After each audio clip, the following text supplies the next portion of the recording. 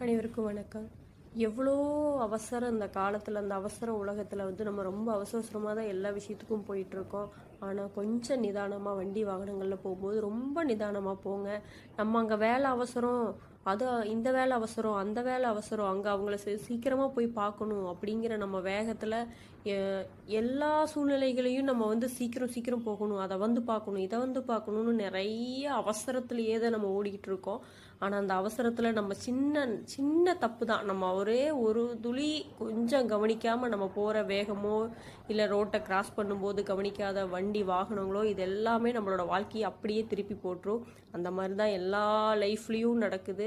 ஒரு தடவைக்கு 2 தடவை கொஞ்சம் யோசிச்சு ட்ராவல் பண்ணுங்க. எவ்வளோ அவசரம் நீங்கள் வேலையாகவே போயிருக்கலாம், பட் அந்த வேலையை பார்க்கறதுக்கு நம்ம இருக்கணும் இல்லையா? நம்ம எவ்வளோ அவசரத்துலையோ அதை பார்க்கணும் இதை பார்க்கணும்னு எவ்வளோ அவசரத்தில் நம்ம போயிட்டுருப்போம்.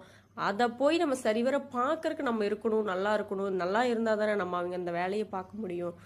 நம்ம வந்து அவசரத்தில் போகிறோன்ட்டு எதையும் பார்க்காம அங்கே போய் நம்ம அங்கே நடக்கிற ஆக்சிடெண்ட்டில் நம்ம குடும்பத்தையே நம்ம இழக்கிற சூழ்நிலை வரும், இல்லை நம்மளையே நம்ம குடும்பம் இழக்கிற சூழ்நிலை வரும். இந்த மாதிரிலாம் நடக்குதுங்க. தயவு செஞ்சு வண்டி வாகனங்கள் போகும்போது ரொம்ப பொறுமையாக போங்க.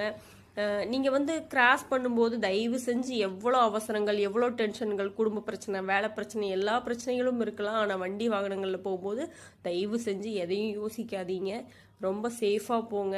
ஏன்னா வந்து ஒரு இழப்பு அப்படிங்கிறது யாருனாலையும் வந்து அதை ஏற்றுக்கவே முடியாது.